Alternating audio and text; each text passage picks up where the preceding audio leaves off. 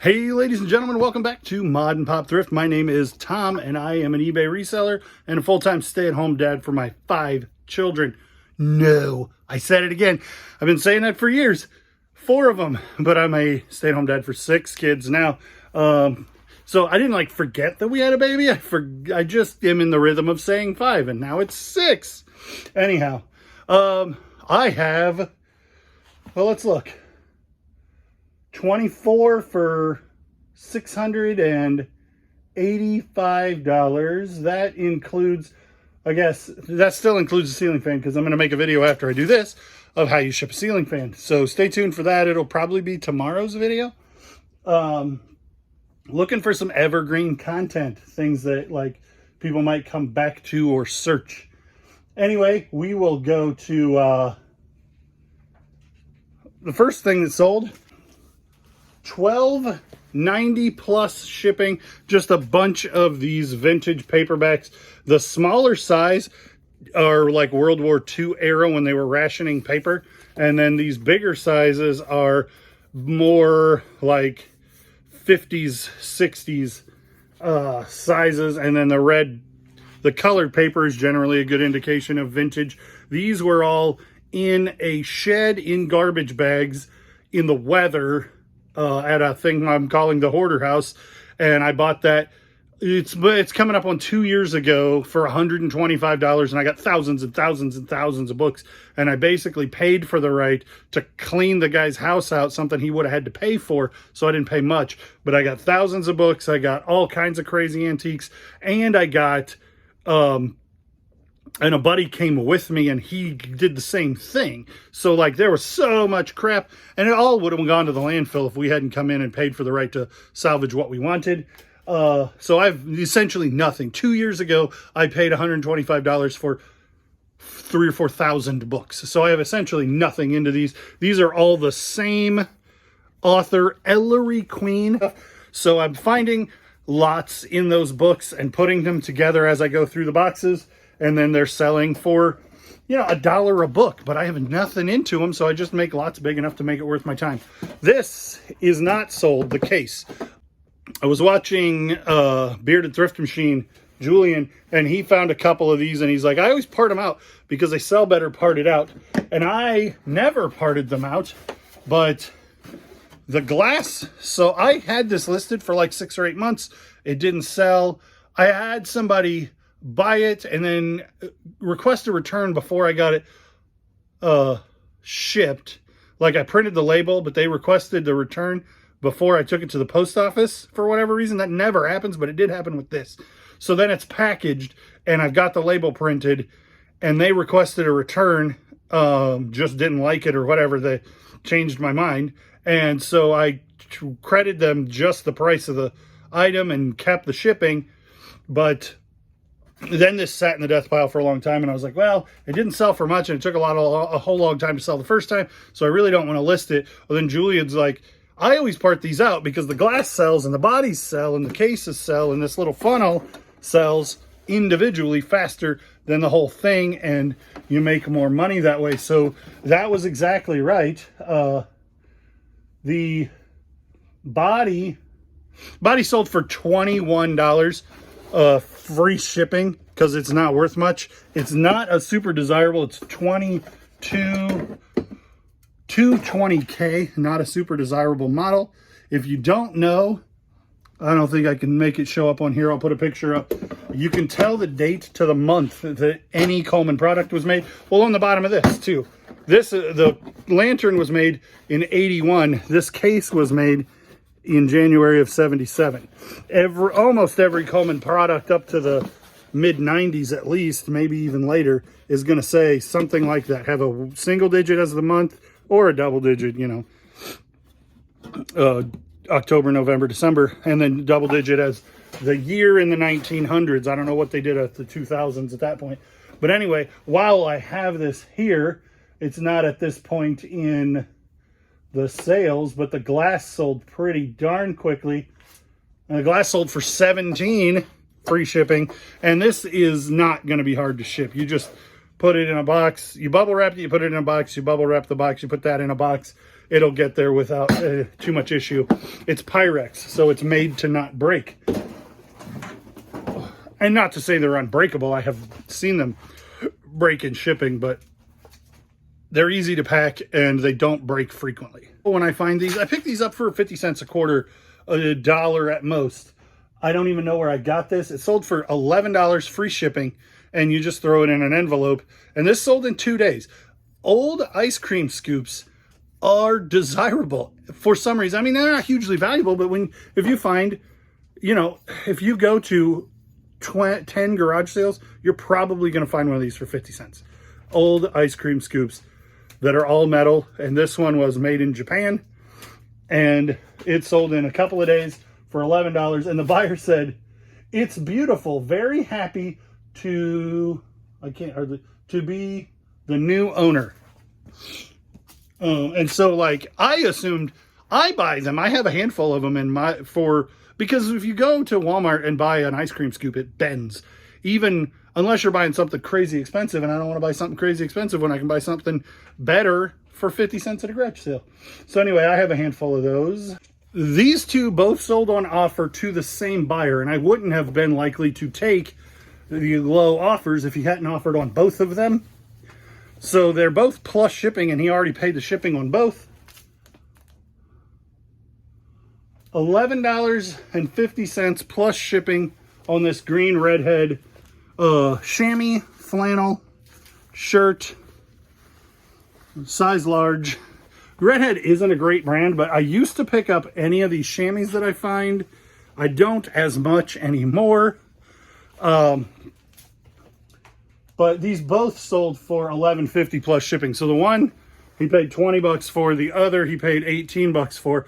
I'll put them in the same package and make more money shipping them together. But the buyer sent me lowball offers knowing that he was going to pay the shipping. And so I'll ship them together and it'll be good. They're going to the same person. I assume he didn't change the address on one.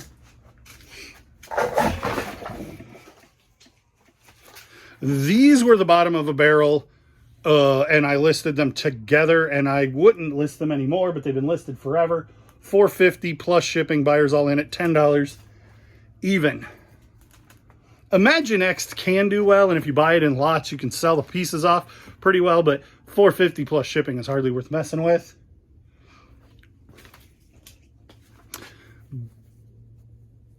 Screen Star's Best screen printing shirt from the 80s, a pretty desirable tag. This is single stitch, but only in the bottom because it's a long sleeve. Caterpillar service, and that's the only thing on it. Otherwise, it's just a plain white long sleeve t-shirt. Cool vintage piece for a Caterpillar guy. Maybe somebody who still works in Caterpillar service is going to still wear that to work. Who knows? Cool shirt. I would have paid like $1 for it somewhere. Probably, I'm pretty sure I got that at a garage sale, but it's been a long time. Another Hoarder House book listed for about a week. Sold for $11, free shipping. Put it in an envelope, easy as it can be. It is The Best of Eric Frank Russell, classic science fiction by Del Rey Publishing, which is a reasonably desirable brand. This hat, hunting hat, I paid 75 cents for a whole bunch. 75 cents a piece for about 40 hats. This was one of those. I don't think there's any branding in it at all. Just made in the USA large. And it is just a hunting hat. $13.99 plus shipping. It was probably listed for 6 months. This shirt, Alps. I talked about a yard sale the other day that I didn't have any reception. I picked up something that was crap, and I wouldn't have picked it up had I been able to do the comps. Same yard sale, same story actually, but this did okay. I paid $5. It sold for $15 free shipping. So maybe I didn't do okay. It'll cost me probably $7.90 and fees. I probably broke even on this because I assumed that it's made in New England, Merrimack, New England. I assumed that it was made in the US and it was vintage year and more valuable, and was flying blind. And they had several high-end, like I got a pair of Coach sunglass holder, not the glasses.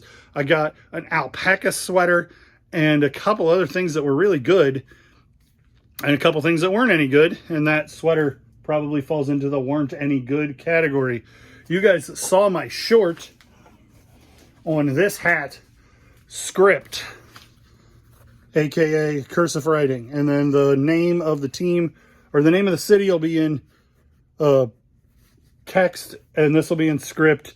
This just black, it just has a look. Like the hat that I'm currently wearing is shinier. It's less dense fabric.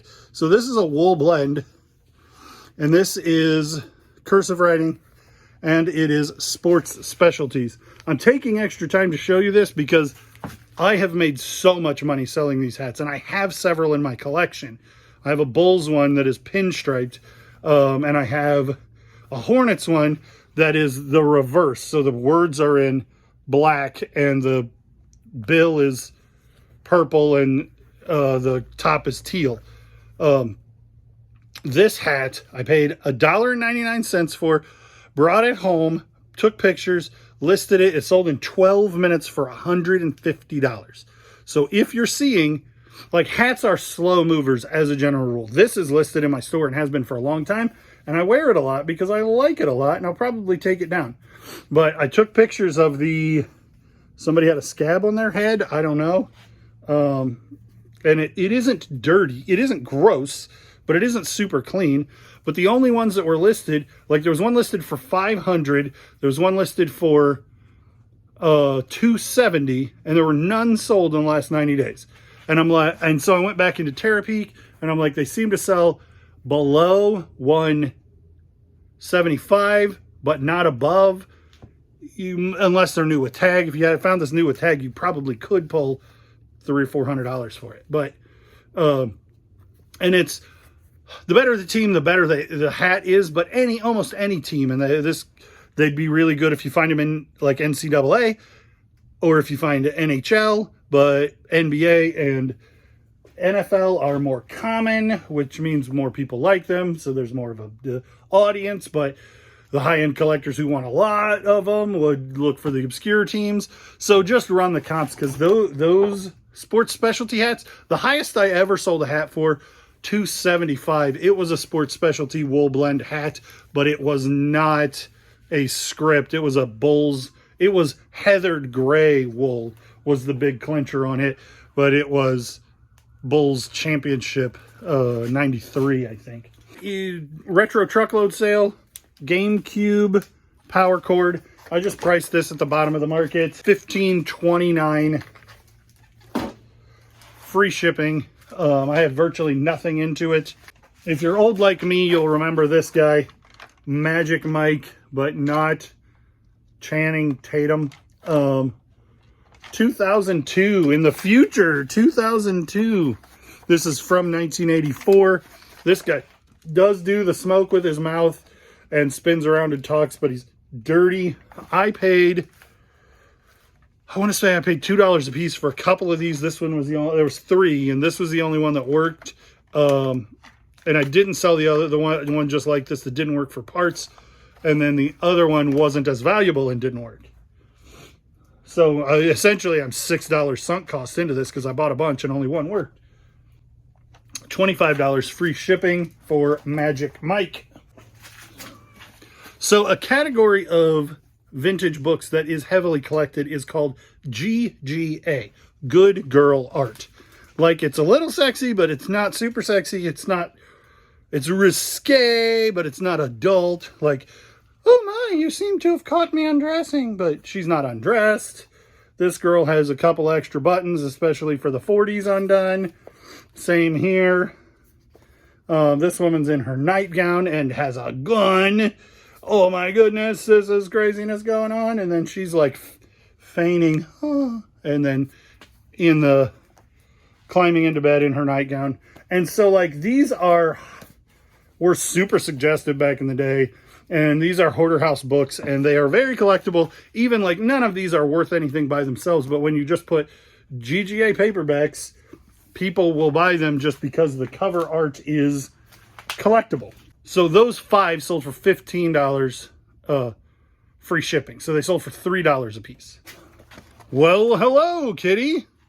Hello, kitty. This watch is from like 2001. I think this was a retro truckload. Sold for $10 plus shipping. Easy peasy. I was sourcing at Ollie's for a while. I don't know that it was the best idea. I found a couple of things that hit and a couple of things that didn't. And these it did eventually hit. So these I paid $4.99. I'm gonna have to pull that sticker off of there. These are itty bitties by Hallmark. They're a pretty popular plush thing. And then this is from the Rainbow Bright collection, and it has a book attached to it. And you can see I paid $5 for it. I did not sell one for a year, and now I've sold 3. I have 2 left, and this one sold for $11 plus shipping. This is a cool shirt, and it's kind of, it's like the shirt that I'm wearing. It's all over print. Look, the print's everywhere. Oh, wait, there's nothing on the back. All over print, Marvin the Martian with the splatter, and nothing on the back. But it's Marvin the Martian. It's cool. It's a print tag, so it's not vintage. It looks like it may have had a tag at some point, but it definitely is a print tag, and I don't think I'm ever going to come up with a date. I paid $1 for it at a yard sale. Sold for $14.99 plus shipping. Buyers all in at $21. Vintage Space Jam plush. I should have kept these because I have a lot of Space Jam collectibles that I keep, but for some reason I decided to sell these. New with tag. These actually, as much as these are new with tag, this came in a plastic bag with cardboard stapled over the top of it. So this has been removed from package, but they didn't take the tags off of them. $20 free shipping on these. I have no idea where they came from.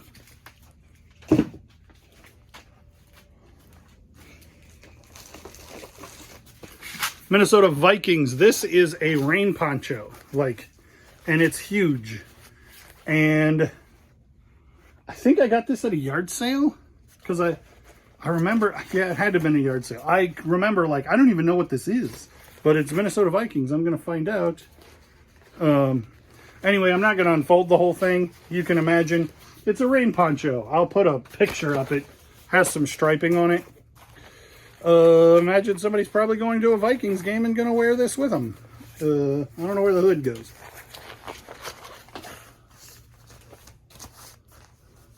Sold for $13.19 plus shipping, and it has been listed way too long.